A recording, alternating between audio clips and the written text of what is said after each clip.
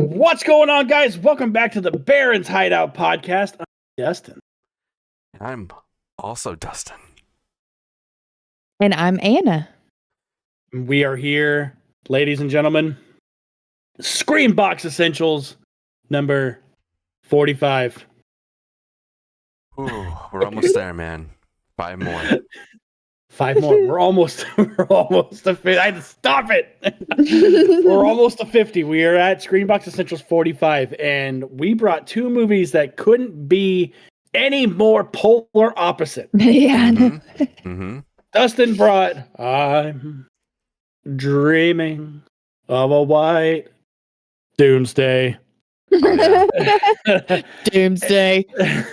And Anna, she went ahead and hit us with the Hell House LLC 3 Return to the Abaddon Hotel again. Like a fire. Oh, like a fire. My bad. It could have been Return to the Abaddon again. Again. Oh my God. Did I have plenty to say about both of these? I knew it. So we are going to kick it off with I'm Dreaming of a White Doomsday. And I got Rotten Tomatoes pulled up, so how about we go ahead and just knock that out? And Dustin, we'll start with you, man. Out of 0 critic reviews. Oh, gee. I'm gonna have to say 0. Okay, Anna. 0. $1 Bab. $1 Bab. This is sitting at a ripe 0%. Okay. What a shame. You guys did great. You guessed it. Yay! Why can't I ever fucking do that? Yay for us, not yay You'll for get there, dude. I promise. Yeah, Doomsday. Maybe. Doomsday. And then with 0 audience score. Wow, a 0 audience for this too? It is not rated one bit. Wow, Damn. That's kind of depressing. And that's talking about a movie that's very depressing. Yeah. Anna, what do you think it sits at? 0. Oh, okay. Perfect. We nailed it. We nailed it, guys. 100. Yeah. So, Dustin, I need you to give us a little bit of insight on why you picked this movie, and then we'll talk a little bit. Okay. So this movie I saw maybe like 2-3 years ago. I think it was about the time I started doing this show. And I'm a huge fan of Haunt. I know a lot of people out there are huge fans of Haunt. And I was following some of the actors that were in that movie, trying to see what other movies they were in. And I saw that Damien Maffei, who plays the devil in Haunt, has a role in this film. And I was like, all right, let's check it out. And I read the description for this, and it's pretty much taking place during after like a nuclear blast, like we're in a fallout right now, and Santa's trying to make his way to Okie dokie. trying to make his way to this family and to deliver the goods, and things may or may not happen throughout. And I watched the movie, and then I found out after Mike Lombardo, who directed and wrote this, he actually had like a short story on this, and I think he adapted it to being a full-length feature. And I saw that this was on SCREAMBOX. I don't remember where I watched it. I don't think it was on SCREAMBOX. It might have been on Shudder or something back then. And I was like, okay, this movie, I remember this very, very vividly of what this movie is about. I did pick it for this one, but I didn't want to watch it again for certain facts because of how it made me feel. Oh no. But it is a Christmas movie, and we are in the Christmas season, so I'm like, I need to put this in here. And after seeing that the critics in the audience, they haven't rated this at all, and I need you guys to go and do that now. Go watch this. Go give Mike some support. He is an independent filmmaker. He's making a new movie right now called Dead Format, and I'm really, really excited for it. He puts his all into his movies. Like, this is sidetracking, but I think the new movie he's doing is basing it upon like an old rental store, and he actually has like rental like VHS cases he made and a bunch of other things, and old, like really old, like TVs that he like blew up or used for certain things. Yeah. And I'm really, really excited for what he's doing with that. And Also, with me being a parent, watching this movie, this makes it that more hard hitting, Depressing. because of what happens in this. But it's also kind of a beautiful story in a way.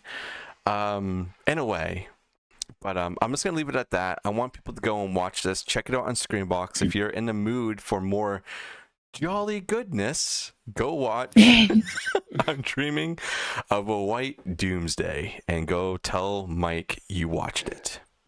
So I had the pleasure of watching this movie today. What I really did like about it is, I would say it's a good 60% of the movie is silent. Like there's like no dialogue. It's a lot of physical acting, and the story progresses by what this mother is to do. I am really stoked that the Toxic Crusaders were brought up in it, literally because there's a fucking nuclear fallout. But I have a lot of questions. Like there's a lot of stuff that's left to interpretation in this, and we don't get a lot of context as to why. Like, what happened to cause this nuclear fallout, or something small that just like a headline thing that pops up that tells us, or like an alert. Dad goes out for milk and doesn't come back in it. Damn. No, he goes out to find supplies for his family, but then he doesn't come back, and they're like, well, shit, now I have to go find him. And the mom does. She goes out, but it's implied that she finds him, but we're not told that that's him. So it's her just assuming that's him. I don't know. There's a lot of questions. What did hit me hard is throughout the whole second half of the movie, we get a flashback of the dad taking 3 bullets out of a gun and handing it to the mom. And those 3 bullets are just in case. Yep. Shit hit pretty hard. And are you picking up what I'm putting down, Anna? No, yeah. Okay. Yeah, for those of you who don't know, Anna has not watched this yet, so we're selling it to her very, very well, I think. Yeah. They're like, these 3 bullets are just in case, but then the mom stumbles upon someone, and then there's another assumption made, and I don't want to give it away. I don't want to give too much away. And there's not a lot to give away, because there's like half the movie, like I said, it's silent. Yeah. But yeah. Too many questions, not enough answers, kind of thing. Yeah. But it's a lot of visual storytelling. Yes. Okay. A Santa roaming the lands. Yeah, the ending is pretty fucking rad. But yeah, I'm gonna leave it at that too. Yes. Go check it out. I mean, it's worth the watch. It's an hour and like 20 minutes. It's pretty short. Yeah, it's based off of either a short story or a short film. So kind of just expanded it. It is a breeze to watch. Okay. So moving on from that, Anna brought Hell House LLC 3, Liquor Fire at the Abaddon Hotel. Again. Yes. Liquor Fire at the Abaddon Hotel. Oh man, I got this Rotten Tomatoes pulled up. You guys ready for this one? Let's do it. Anna with 7 critic reviews. What do you think this is sitting at? 10%. Whoa. Okay. Woo. Wow, you're going right down there. I'll be honest. It's the worst of the ones that's out now. I know they're making a 5th one that's probably going to be the final one. It's considered the worst, but I'll get into it. I still like it. Anything about the 5th one? I might. A little. That it's going to be the only one in the series that's what? That's not found footage.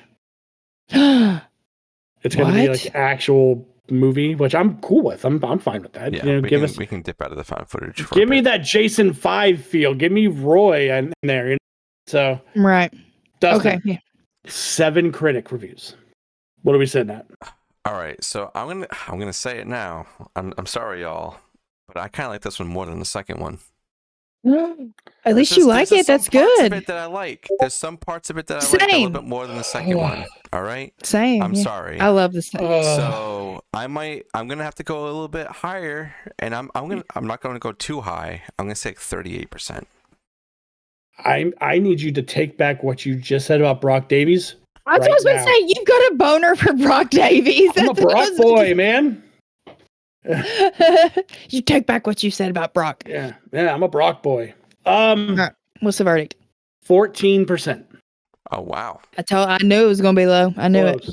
Sucks, with 100+ reviews for the audience score. Anna, what you got? I'll go Dustin's way of thinking with the audience score and do 42%. Okay. Dustin? All right. Well, some people are like me and like some parts is more than the second one. They might go a little bit higher. But if they're like the majority, it's going to be very low. So I'm going to say like 22%. 33%. Ooh. I almost said very it in close. the 30s too. I seriously, what did you say the first one, your critic review, Dustin? 38. I thought Anna was about to hit it. She was, I'm going to do the same thing Dustin said. I literally thought 33 was about to. And then I was going to have to log off. Dude, I would have logged off because, I would have never guessed it. I would have logged off. So, Anna, give us a little insight as to why you decided to pick Hell House LLC 3. Let's go back to the Abaddon Hotel again. And have a lake of fire. I was thinking about this at work today, and I think I've come to the conclusion that Hill House is my favorite found footage franchise. I need to go back and watch Paranormal Activity because I've got a great story about the original Paranormal Activity. That one holds a really special place. But since that, I mean, a found footage movie hasn't really affected me the way these have. All of them have. There's something great in each one of them. Like, there's something to like about each one of them. And this third one, I believe it's 9 years after the events of the Hell House, the original Hell House 1. Mm-hmm. And the Abaddon Hotel was supposed to be demolished, but instead of it being demolished, it was purchased by a guy named Russell Wynn. And he's the one who compiled all the footage and made Hell House 2, the Abaddon Hotel, much like Mitchell did with Hell House. And then Mitchell was the main focus in 2. Russell, we see this name pop up in 2 saying thanks to Russell Wynn or whatever.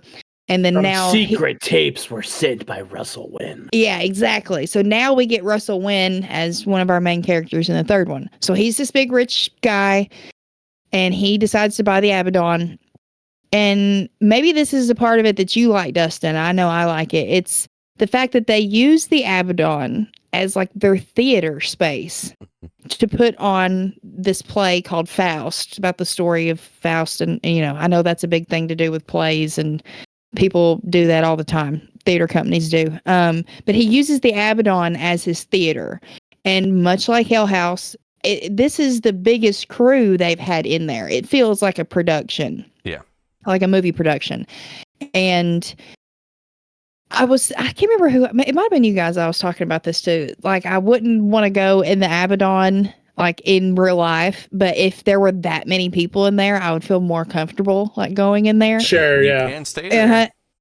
You can go to Hell House Night. Hey, we can all go there together and see what happens. Hell House Night would be fun, but like spending the night. No, because that fucking clown is there during Hell House Night. That's fine. Well, that's okay. It'd be like a spook house. I'd be okay with that. But like spending the night, no. I'll go kiss it for you. Anna, that's some white people shit, okay? I know, yeah. I'm white, but I'm not that white. That's what I'm saying. I'm not the type of white that says, hey, let's cut out that fucking sound. And speaking of the clowns are in this one again. Like, just like the Hell House 2, everything that's been left is still in the building. And I'll tell one scene. It doesn't really spoil anything, about the plot. But the cast, they wrap one night and they're out having drinks around a bonfire. They get a little too drunk. Russell has instructed them, do not go in the hotel after we have wrapped. If you guys want to stay in the yard and party, that's fine. kind of out in the country setting. Yep. Don't go back in the hotel. They get too drunk. And of course, one of them was like, oh, it's no big deal. And she takes the camera. She's walking through, kind of talking shit the whole time. One point, she turns around. She's like, all right, fuckers, I'm about to go in the basement. You're coming with me. And we see the whole Hell House crew, their ghosts behind her. Yes. Then she gets down in the basement. There's those fucking clowns. That was her. She was tasked with, her dare was going into the basement and getting footage. So she gets down there, she sees the clowns, and she's like, I'll do you guys something even better. Watch this. And kisses the clown in the middle on the lips. Now, what's great about this scene is she kind of leans in with her camera as she kisses the clown. When she comes back out, she even notices it too. Our head clown, the main guy that's known in the black and white getup, his head is turned looking at her, and she notices it and sees it, and she's freaking out, and she's kind of trying to stand up but still keeping her eyes on him, and his head's moving, following her. Good. Dude, I'm getting chill bumps just talking about it. So that right there are still a lot of everything we've loved about Hell House 1 and 2. There's still a lot of that in there. I think it just gets a little janky with its execution, but there's still some charm to it. And I feel like if you have seen Hell House 1 and 2, and maybe you've heard 3 ain't so good, give it a watch. I think there's stuff in it that you can find and enjoy. For sure. One thing I do want to highlight about that too, that whole scene, is like there's these mannequins that are in the hallway. Oh, I know. And when she turns around, one of the arms is sticking out. Yes. I thought every time she turned around that it was just going to be following her, and like that fucked me up, because mannequins, they freak me out, man. Oh, you're one of those. Like Markiplier, he hates mannequins. So you lay it on us, Big D. You literally just described the only scary part in this movie. So here's I disagree. There's some more. We'll talk about it off air. This is the one. And I'm gonna explain why. Because to do what makes the first one awesome is it's a haunted house doing haunted house shit. Yeah. Mm-hmm. The second one kind of gives us a little bit of a deeper dive into the history of the actual hotel, which I don't really want it. I didn't really want. I wanted just more haunted house shit. Sure. In this one, you are going through maybe 40 minutes of the movie, I feel, before anything really starts to happen. And then it's done. And that's my biggest problem, is I don't need a storyline with my haunted house movie. That's fair. Just give me scary shit happening in this house. Now, we learned in Hell House LLC 2, the Abaddon Hotel, that there's this cult that, did this big sacrifice. Yeah. And then we get like the portal, the dimensions and shit, pop it up in the second one a little bit. But in the third one, we get a lot of that. Yeah. Right? Like we're told a lot more of that story. I don't need it. Okay. I want, like, if the whole movie was what you just explained, it'd be different. I'd have a different opinion. Right. Sure. But I did not like the third one, and it's because I don't need a storyline. I don't need a storyline for why is this house so fucking scary? Oh, here's why. Let me explain to you that somebody tried to embezzle some money and, just hide the fact that they just had all of it. Like the whole fucking bank plot line we didn't need in this. Yeah. Like at all. It was the reason. They like that. I didn't need it. I just need the haunted house. Show me why this house is so fucking scary. Yeah. And you brought up the clown because we learn about the clown and there's a line, like a throwaway line that is said in the second one that comes up in the Carmichael Manor, which is which I don't get about as a prequel because it has photos of shit that happened in the whole series. Like they find that cupboard that has the Polaroids at the antique shop. I'm like, how's it a prequel if there's already shit that exists from this world? It wound up at the Abaddon later.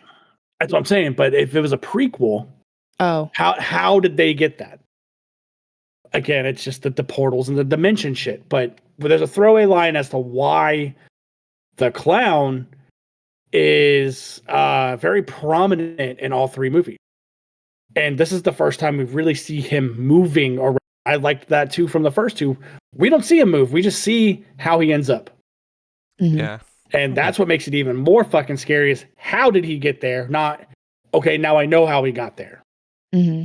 So that's my gripe about him. It's like, and again, I watched them all like back to back to back because I hadn't seen them until Carmichael Manor came. Oh, okay. So I kind of like marathoned them, like the first scary as fuck. Mm-hmm. Second one was scary as fuck. This one, I literally was watching my phone for. Okay. So, but you guys like a lot of these certain points, which I'm not trying to shit on your parade, but it's like no. Like there's just I don't need a storyline for a haunted house. That's fair. Give me spooky. Give me a Brock Davies movie. That's what I'm trying to get at. Yeah, you just want more Brock. I just want more Brock. So my question is, why didn't he come back as a ghost? I know. All right. So my question is, if they're gonna make the fifth one like a real movie, how would that even work? Who knows? I know nothing other than the fact that it's not a found footage movie. I don't know. We're gonna have to wait and see. I think they're already filming it, aren't they? They production just started, and it's supposed to come out next year. So I'm very, very excited. I wonder what streaming service is gonna snap that first. SCREAMBOX. Hey, SCREAMBOX, shit on there, dude. Do us a solid and hook us up. Yeah, dude. Anna wants to get scared before anyone. Before anyone. I need to piss my pants before anybody else. She said, my heebies are fucking GB'd. Yeah, I want all the GBs. I'll wiggle my little magic wand and see what I can do. But your Frogman wand? Heard that. Yeah. Yeah. So that's just my biggest gripe about that. That's movie. a fair gripe. I don't need a goddamn story. So, Anna, if you were to watch these movies in a pair, how would you watch them? The two we're covering tonight? Yeah, what order would you watch what order would you watch these movies in? I probably watched Dreaming of a White Doomsday first because I haven't seen it yet. Sure. And then I'd let that simmer for a few minutes and think on it. Probably text you guys, hey, I finally just watched this. And thinking about it through the entire Hell House movie. Just saying. Yeah. Oh, okay. So then I finish it off with the comfort movie, one of the old Hell House picks. Throw on the old Heck House. Heck House. Heck House LLC 3. Heck House. HE double hockey sticks. Dustin, what about you, man? How would you watch these movies as a double feature? Oh man, sometimes I love to torture myself just for the fucking fun of it. So I'll throw on some Hell House first, and I'm going to go and end my night with a good old Doomsday, man. I want a story that's going to make me fucking not want to sleep, but also want to sleep so I don't have to think about what I just watched. So yeah, I'm gonna end it with Doomsday for sure. There you go. Big D. I'm going to do the same thing. I'm going to start with Hell House LLC 3 and get that garbage out of the way. and then watch the I'm Dreaming of a White Doomsday. So, very nice. Come on, the title "I'm Dreaming of a White Doomsday" is so fucking perfect. It's pretty catchy, yeah. Of a white Doomsday. The cover art's really good too, by the way. I love the cover art with the snow globe and the gas rad. mask. So good. It's rad. It's rad. So that wraps up our SCREAMBOX Essentials number 45. It's a big, and we're almost there. We got 50 coming up. We have a lot of plans. We were actually just talking off air about shit we might give away during. Yeah. Do you guys like free stuff? Yeah. Who doesn't like free stuff? Yeah, I can give you Little D's phone number. Yeah, sure. Oh man, but we got a lot cooking up. We have Violent Night, which was our poll winner, coming out towards the end of the month. We are doing another episode of Tales from the Barrens. It's going to be 3 short films, anthology style, and we're talking about it's going to be a good time. You can follow us over on Patreon. Patreon is as low as $1. You get early episodes, discounts on merch when we drop it. It's a good time over there, man. And we're on all social media platforms. And anywhere you catch your podcast, you can listen to us. Even YouTubes, you can check us out there. The YouTubes. So, Lil D, you got anything before we get out of here? I just, like I said in like the last episode, this is going to be doubling down. But this year was just so crazy with the amount of growth and the change of pace and the team that is now assembled with me with Dustin and Anna. I hope that people are starting to see this ship really go to the fucking moon and beyond, because the plans that we got for the following year is insane. And this last couple of weeks is going to be jam-packed of stuff. We will be taking the last 2 weeks off, but episodes will still be coming out. They're just going to be recorded in advance so that we can have a little bit of a recharge and really start honing into the next year. And I don't know if we officially said this yet, but our time back in January, and I know a lot of people are going to be excited for this, is that we're doing all full moon movies. Full moon. And I'm really excited. And it's also Anna's birthday month. Yeah, so she gets to pick all of them. Whee!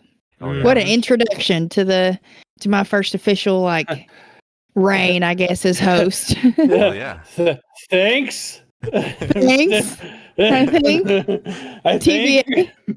I'll let y'all know. It's going to be a super fun time, and I'm really, really excited for what's going to be happening and what is happening. So thank you for everybody who's been supporting the show, whether it's just by listening, liking, on our social, sharing, commenting. YouTube has been getting kind of busy with comments lately, so you guys keep that up, please. Nice, yeah. And for audio platforms, rating and sharing it, even commenting on ones you can, it helps us be discovered a little bit more amongst the thousands of other shows out there. We're going to be adding a lot more variety into the show as well. We're going to be kind of branching out from mainstream movies and shows and stuff like that to doing some other sort of horror media, and I'm really, really excited for that. But yeah, this has been a great time, and thank you guys for being here for the ride.